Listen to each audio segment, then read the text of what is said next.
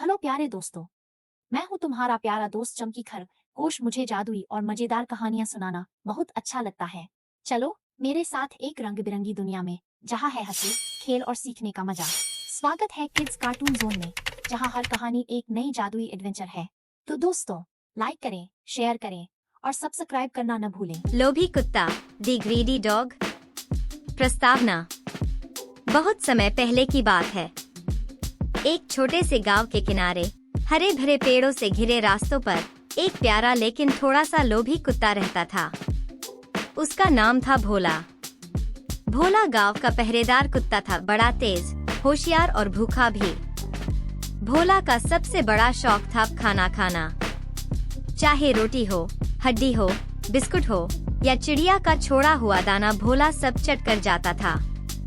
गांव वाले उसे प्यार भी करते थे, लेकिन सब कहते थे, अरे भोला, तू इतना खाता क्यों है? तेरा तो पेट कभी भरता ही नहीं। भोला बस अपनी पूंछ हिलाकर हंस देता। भौं भौ, खाना ही तो मेरी जिंदगी है। पहला दृश्य, स्वादिष्ट हड्डी।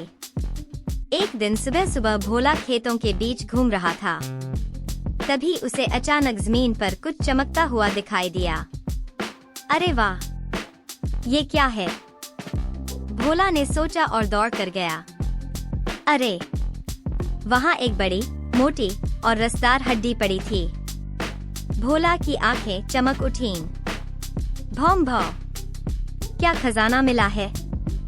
आज तो मजा आ जाएगा। उसने हड्डी उठाई और मजे से चबाने लगा। लेकिन भोला की आदत थी लालच करने की। वह सोचने लगा, ये हड्डी तो बहुत अच्छी है, लेकिन अगर इससे भी बड़ी मिल जाए तो?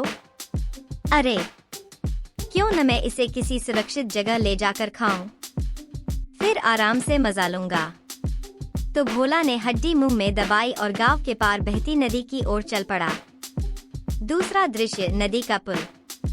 नदी पर एक पुराना लकड़ी का पुल था। भोला हड्डी मुंह में दबाए पुल पार करने लगा।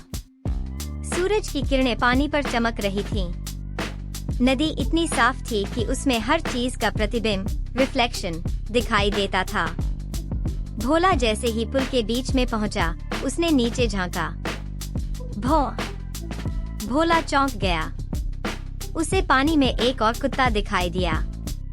उस कुत्ते के मुंह में भी एक बड़ी हड्डी थी। भोला की आंखें चमक उठीं। वाह, उस कुत्ते के पास तो मेरी हड्डी से भी बड़ी हड्डी है। मुझे वो चाहिए। अगर मैं उसकी हड्डी भी ले लूं, तो मेरे पास दो दो हड्डियां होंगी। उसका लालच अब आसमान छू रहा था। तीसरा दृश्य, भोला का लालच। भोला सोचने लगा, मैं इस कुत्ते पर जोर से भौंकता हूँ। जैसे ही वो डरकर हड्डी गिराएगा, मैं कूदकर उसकी हड्डी ले लूंगा।